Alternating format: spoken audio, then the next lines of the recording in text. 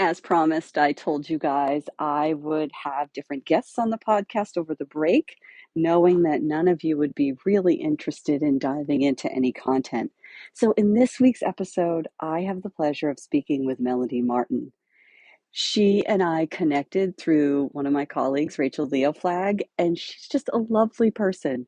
She is the example of what is so great about networking in today's world. She lives in a completely different state, and we probably would have never connected if it wasn't for our current model of networking. So it's just wonderful.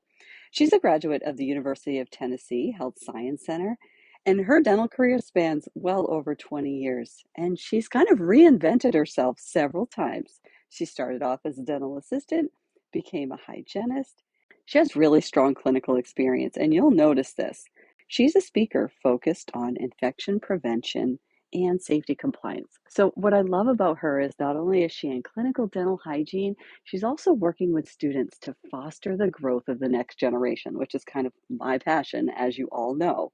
We've got to foster those skills so that our profession can develop and grow. And this is also part of one of Melondy's strengths.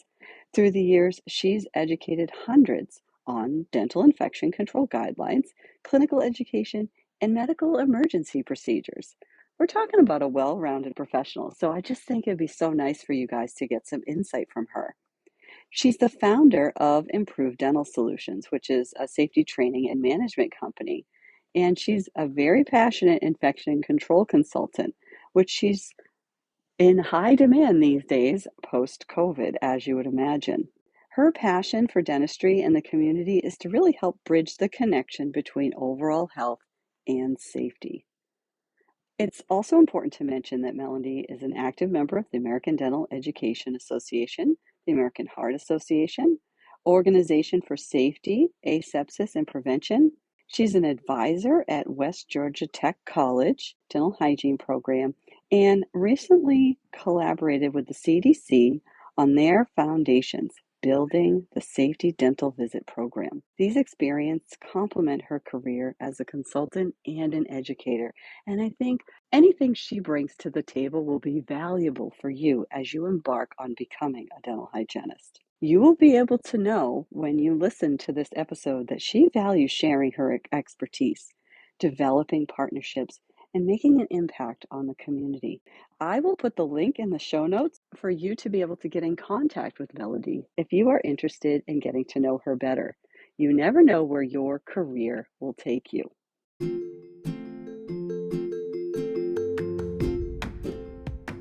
Hey everyone, welcome to the Happy Flosser podcast. My name is Billy Lunt. I am your host, and I am here to talk to you about all things dental hygiene to support you on your journey through the dental hygiene program. Welcome, so glad to have you.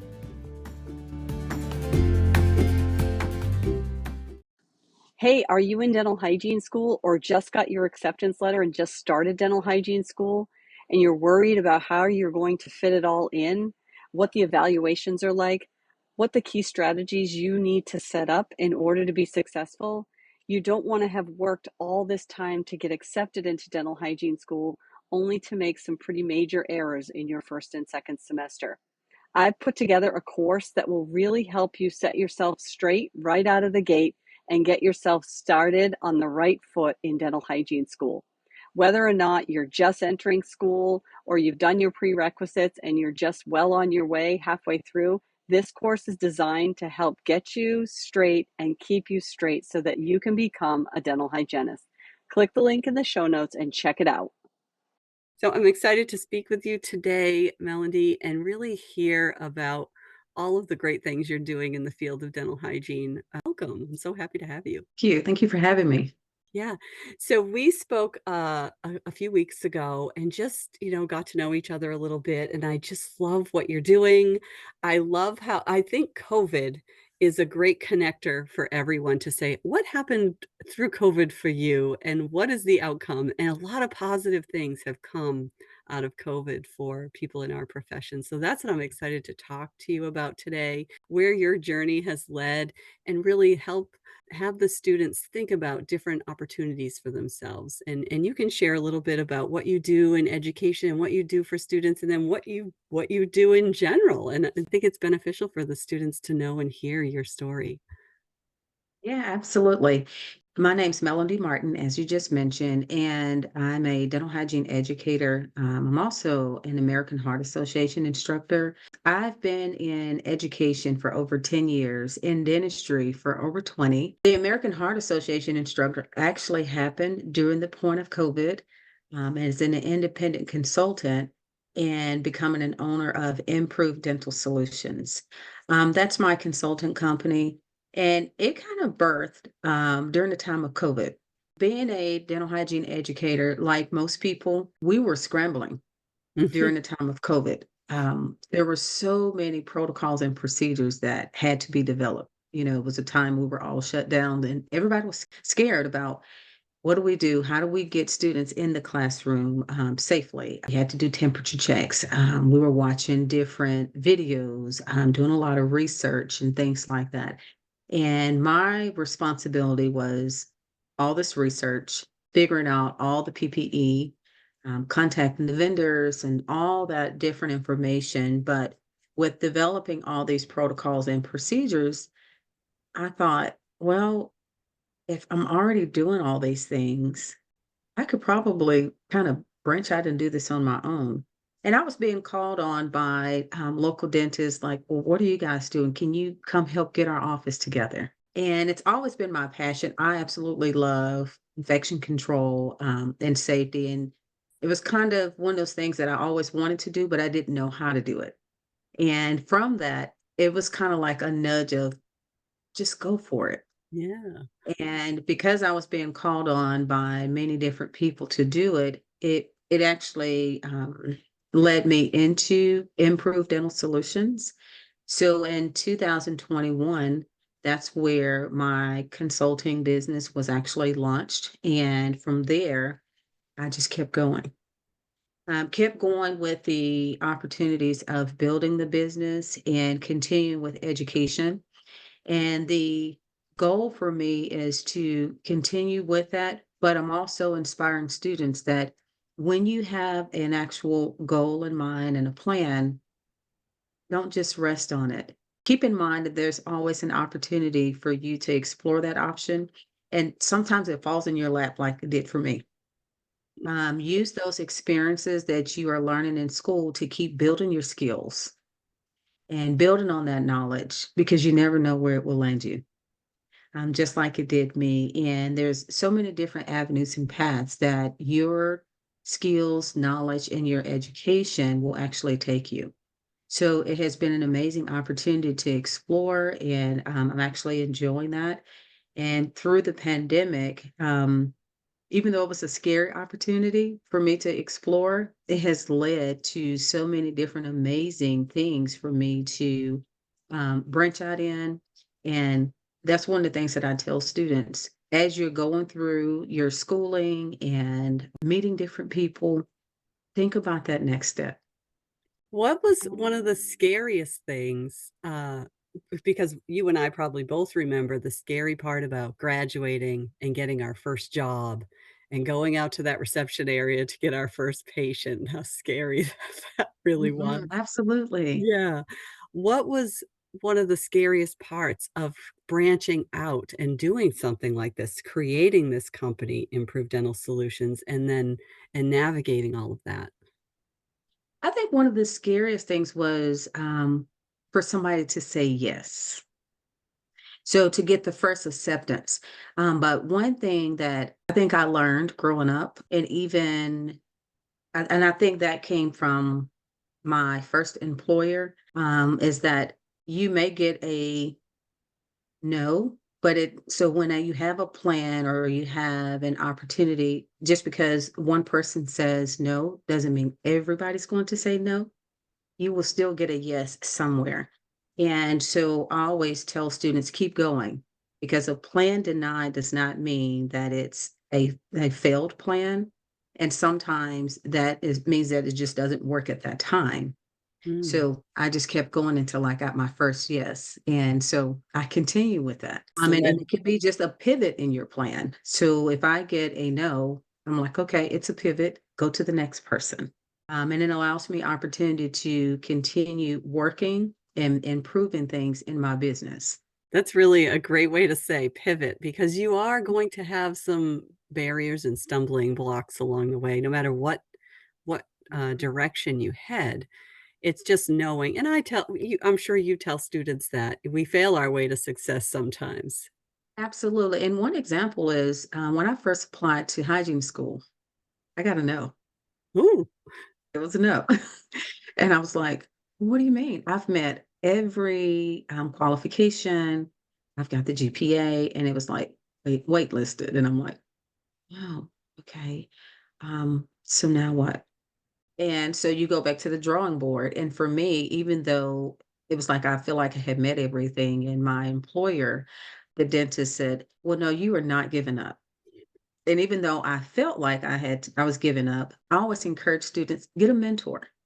yeah. Mentoring is so important. So for me, it was the dentist saying, okay, give me all of your grades. Let's see what you got going.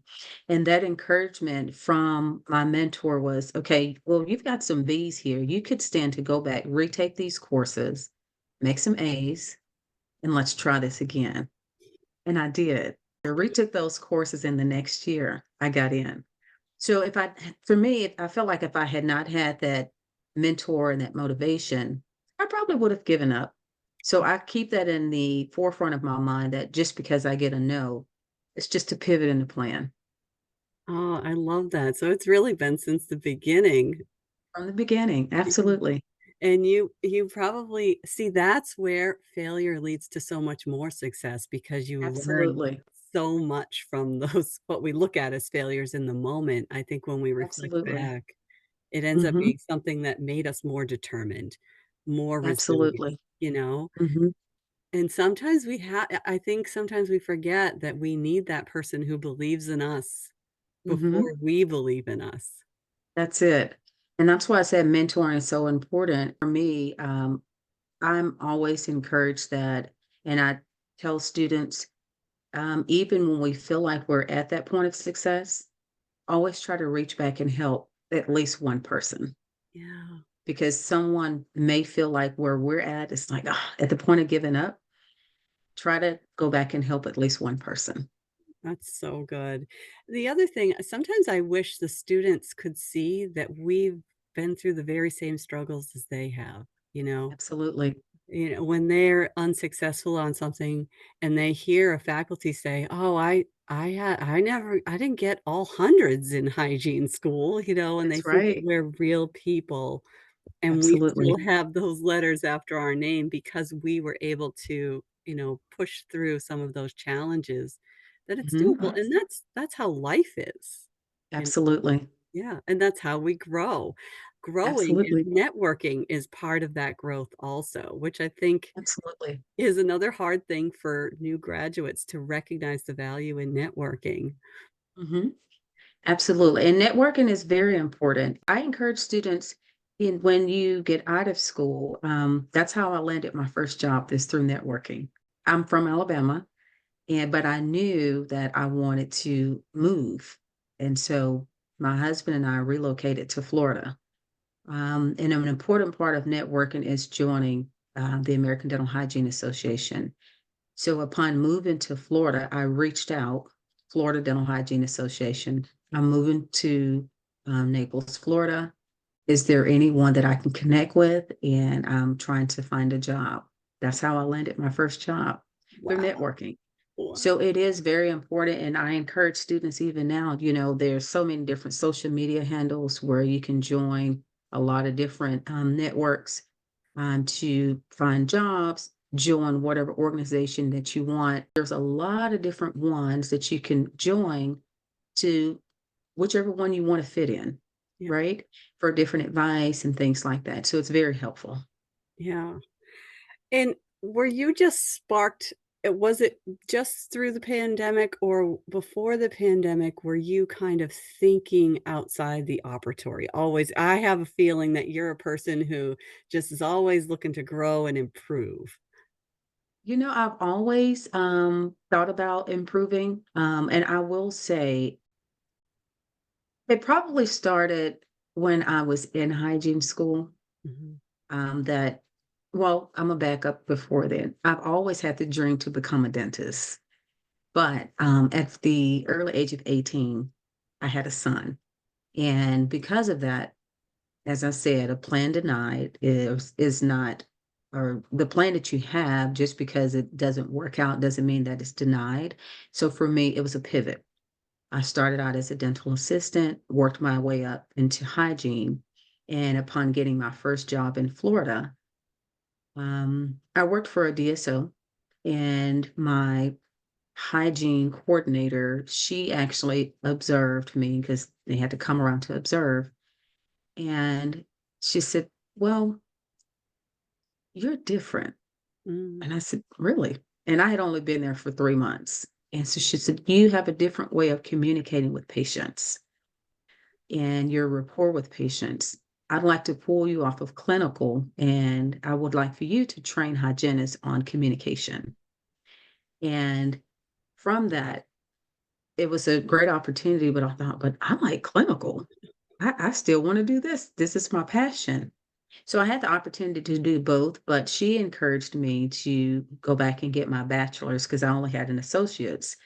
So that actually birthed my passion for dental hygiene education. Mm. So continuing with doing research, I knew that I needed a master's to become a full-time educator. So I think early on, my wheels began spinning of what all can I do as a hygienist? So have always had the passion to explore many different options as a hygienist, or in dentistry. And it excites me to be able to tell hygienists that, we have so many options, just like dentistry evolves and there's so many different changes in dentistry. You have many different options. You don't have to stay within the walls. You can explore outside. You've got research. You can become a speaker. You can go into sales.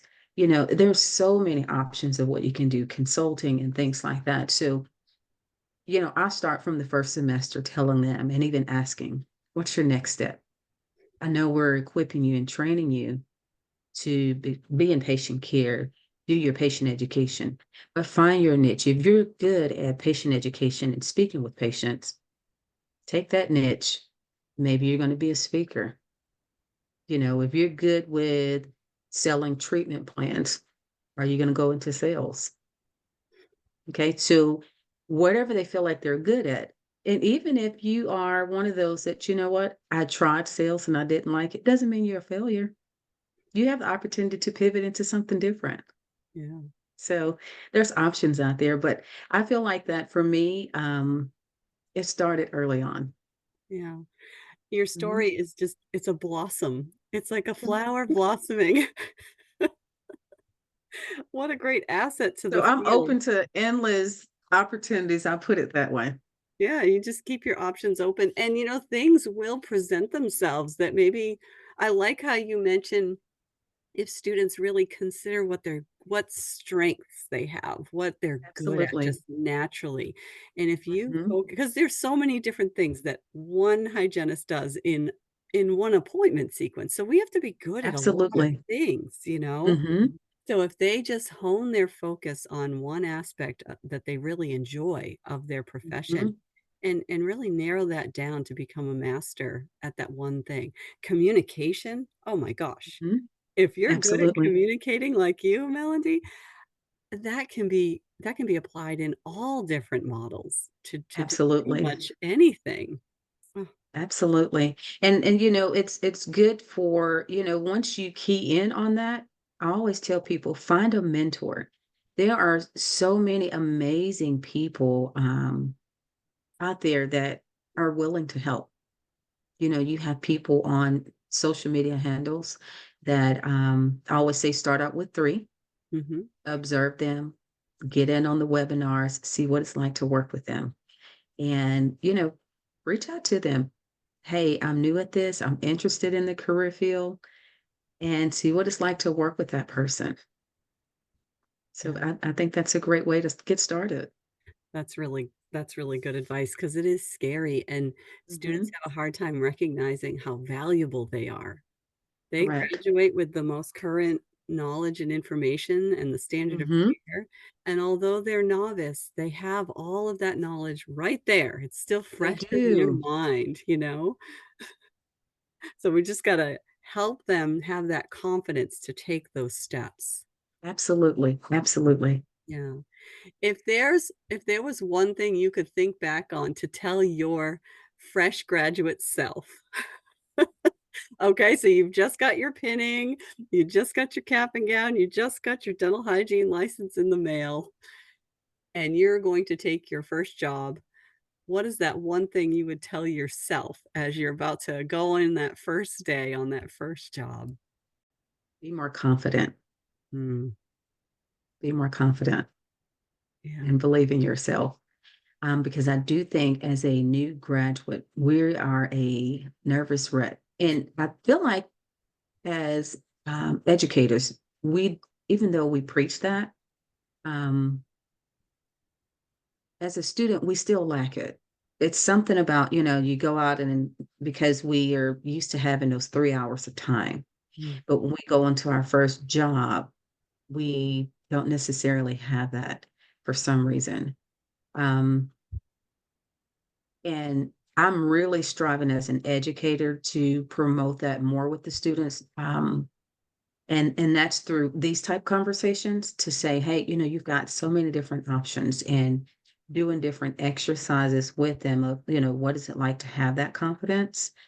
And so we're doing more like communication exercises. Give me this rationale. And, like when you help them with the communication, I think that helps because it's more about what these scenarios of what can I say to a patient that we really need help with working on when we get out into the field. Because if I'm presented with this scenario, what do I say? mm. And feel like I was not quite there. Yeah. Mhm. I had a lot of fear. I had a lot of self-doubt, and Mhm. I said, "Oh my gosh, what if a patient asks me a question that I don't have the answer to?" And that's it. Yeah. And that's it. I didn't have that confidence. Well, they don't like me because they're gonna be looking for their last hygienist. Yeah.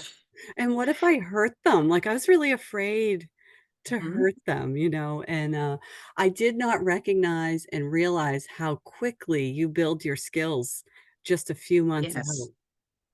And well, the thing is, I will tell you, I don't know how I was so confident in my skills. That part I don't think concerned me. It was more about um, how would they feel about me? Oh, Like showing up in the office. I really was concerned about that. And maybe because I moved from my comfort zone with my family and it was just my husband and I and our kids, and we were in a whole different area. So right. I was trying to adapt to new people where I lived and then new people in a work environment as well. So maybe all that was weighing in on that decision for me, but it was, yeah, Yeah, that was you me. I just needed that whole confidence internally. yeah, you jumped in with both feet, really, because you Did. you were I changing did. everything, your work, home, Hmm. work, everything. Um, yeah, I I don't know if anybody else could see it. I mean, they were just, oh, you're doing so great. And no one else could see that I was like dying on the inside. yes. But, and I'm one of those that I will say, like most people, you work well under pressure, but on the inside, I was like,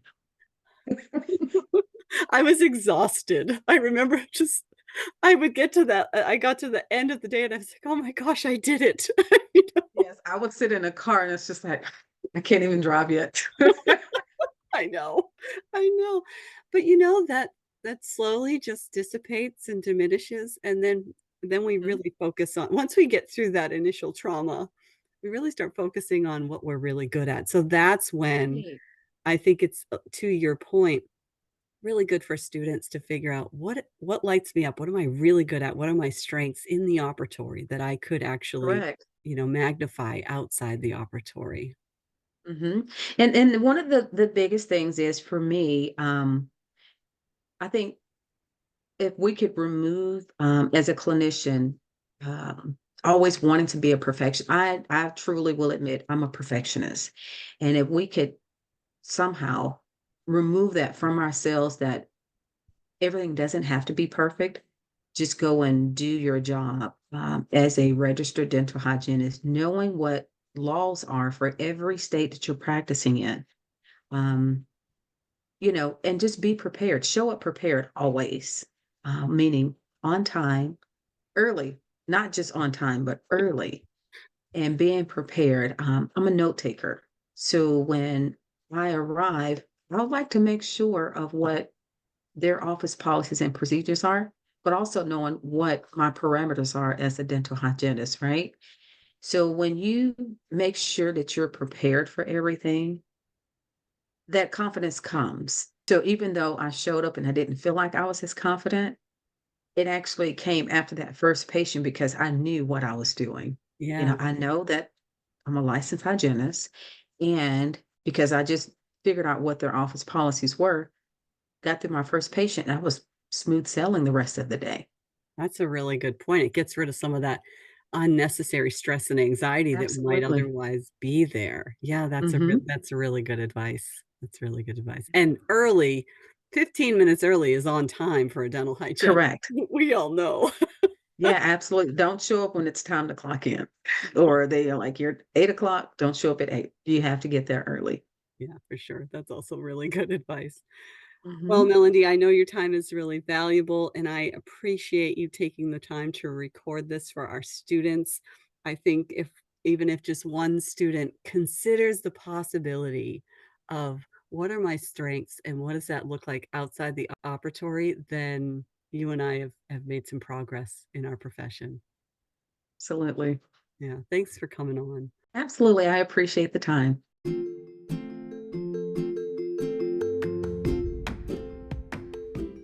I would invite you to send me any questions that you need answered. Questions come up when you listen to this podcast. I have a link in the show notes, and I'd be happy to answer any questions that you have. Also, I would appreciate a review if you have time to leave one. Thank you so much.